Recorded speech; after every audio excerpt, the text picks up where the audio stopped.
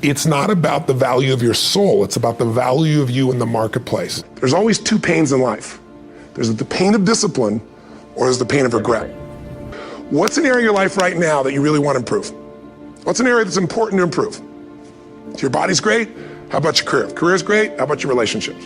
Intimate one especially, or your kids, or your relationship with your creator, your spiritual side of your life. Or is it your finances? Figure an area that really matters. Decide on that area. I say to people, you got to participate in your own rescue.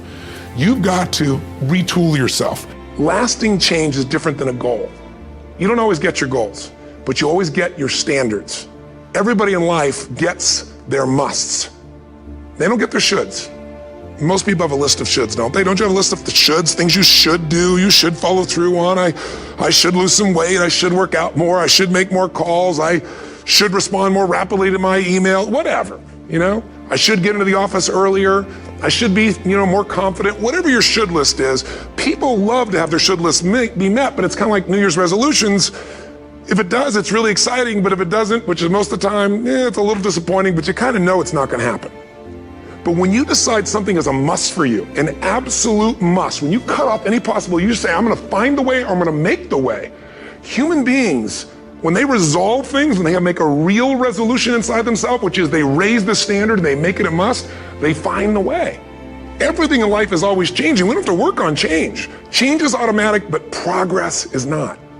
So if you want to make real progress, then you really got to look at your life in a different way. You got to say, I got to take control of this process and not just hope it's going to work out like people do who make a resolution. You get on an airplane, what's the first thing they say? If we get into trouble, mask will come down, oxygen's there, and the first thing you got to do is put it on your kid, right? No, why? Who do they tell you to put it on? Yourself, you selfish bastard. What's the deal here, right? But it's because if we don't take care of ourselves, we can't take care of them. So for leaders, what I always tell them is, it's you first. It starts with you, and it starts with your psychology. 80% of growing a business, if you look at what the chokehold is on a business, it's always the leader. And 80% of that chokehold is the psychology, and 20% is the mechanics. I mean, people in this room know the mechanics and strategies beyond what anybody on earth knows in their category. So it's really about you being in the state where you execute. It's like I always tell people, knowledge is not power, it's total BS. Knowledge is potential power. Execution trumps knowledge every day of the week. And so my life is, how do you get yourself to execute? And execution comes from learning to put yourself in that right state every day. What do these people need to get started? Why aren't they starting? We all know the answer is fear. But the difference with you guys or me or anybody who's followed through is we're more afraid of what life would be like if we don't follow through than the person who's willing to settle for what they got and kind of hope it'll change and maybe purchase something for the moment and then not follow through on it. It's almost like people, overachievers, have a little more fear. They're a little more afraid of missing out. They're afraid of not being there, or they got a strong enough reason to follow through. So I'd say if you're looking at home, you want to give somebody some value, go, where do I start? I'm sick of this. That's a damn good place. Once you break through, then it just becomes a game. The people that are getting your products have not yet broken through in most cases. The breakthrough happens by conditioning your mind every day, by feeding it a role model or story. It's putting yourself in a peak state where you follow through by getting physically strong. It's creating a little ritual of doing a little bit each day, and then you get momentum. But the most important thing of all is what we started out with. Why? Why is it a must for you? It doesn't have to be you're against the wall, but it has to be something you're hungry for, because the only difference in people is hunger. And if you're not hungry, get around people that are hungry and something will hit you. So people can change their standard by getting around where it's better. People can change their standard by getting associated with what's true, like the bills they got to solve, the problems they got to do it. Or they can do it because they're excited, because it's something new they want to take on. Everyone's different, but they got to find the why, and they got to come up with some daily rituals to get them going and just do a step at a time. That's where you get momentum. People that succeed, when an opportunity is there, they trust. They trust. If I'm going to thrive, this is here in my life for a purpose. Life isn't happening to me. Life is happening for me. And even this pain or challenge or this opportunity is something I got to find a way to make use of. I need to make a decision, and I need to do something right now to move things forward in the direction of what I really want for my life. Even if I don't know the final destination, I need to move in that direction. I need to take some form of action. Most people, they have all these visions. Maybe they start to make a little sort of decision, but they don't make a real decision because they don't act on it. And if you don't act on it, your ideas, your dreams will die in your mind. They'll die on your lips.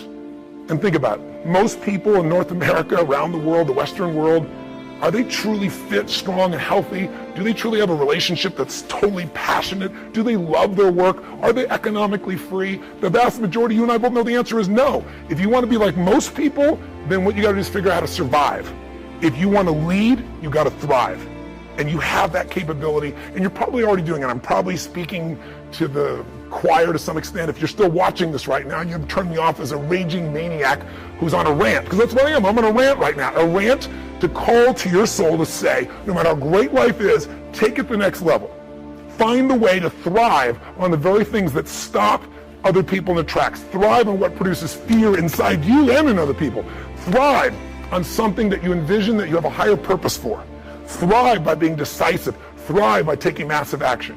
And if the massive action doesn't work, if what you try doesn't work, just simply try something else. And if that doesn't work, try something else. If that doesn't work, try something else until you find what works. Now you can speed that up by modeling, by finding somebody who's already getting the results that you want to get in your life. Somebody who already has lost 30 pounds and kept it off. They aren't lucky, it's been 5 years. Somebody who started with nothing and now they're financially free and their family has an extraordinary quality of life. Why not figure out what they do?